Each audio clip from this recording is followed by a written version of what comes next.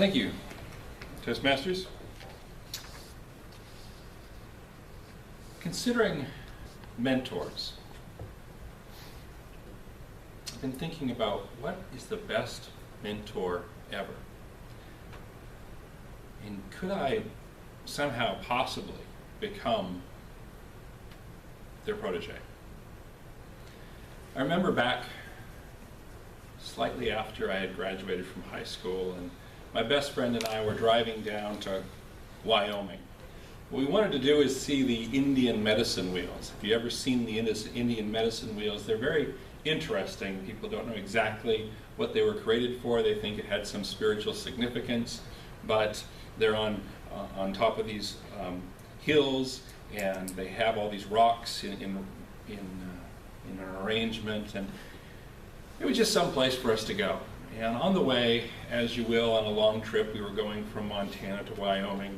We were driving south, and my friend was driving, and he was telling me about the times when he would notice something about somebody that was very admirable, that he really liked. And he said, man, there's a quality in this person that I really like.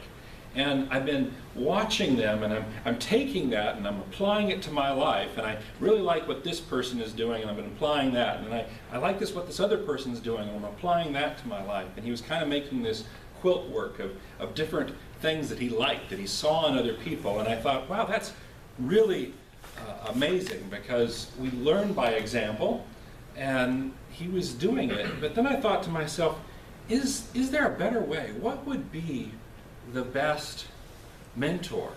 And you'd want to have a mentor that would have all of that wrapped into one person, right? All the experience, all the knowledge, so you wouldn't have to like get this patchwork of different people, but you'd go to one person and you'd become, kind of their lifelong protege. You'd learn, and you'd, with all abandon, you just go after this person and stay with them.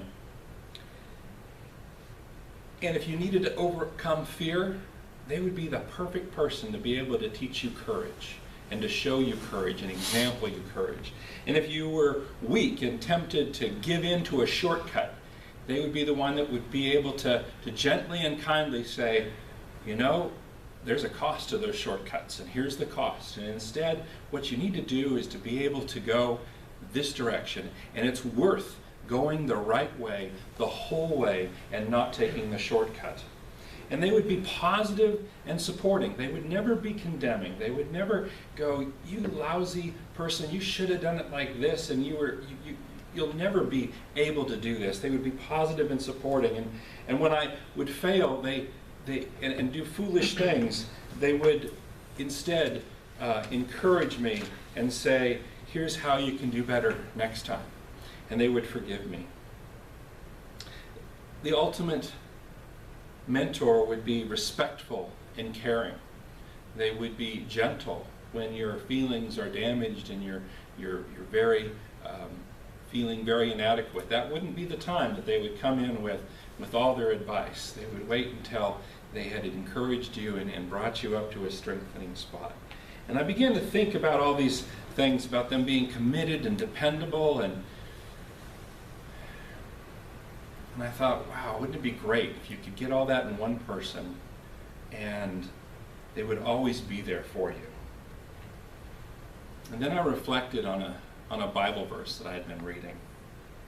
It's very odd, because maybe what most Christians might consider the ultimate mentor, Jesus, he had 12 disciples and he was teaching them everything.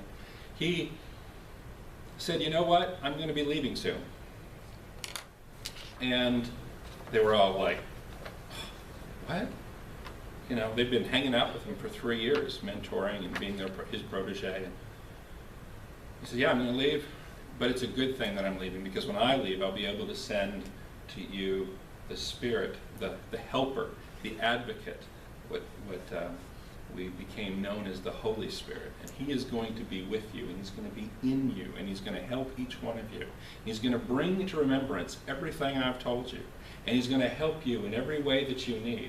And he's going to convict you when you're going the wrong way, but he's going to support you to do the right thing. And I began to realize, as a believer in Jesus Christ, I had His Holy Spirit in me. And I already had the best mentor ever. And I committed to myself that I would begin to really listen to what the Spirit was saying. And I turned to my friend as we were driving down that highway, and I said, have you ever thought about getting the Holy Spirit to help you? And he wasn't a Christian at the time.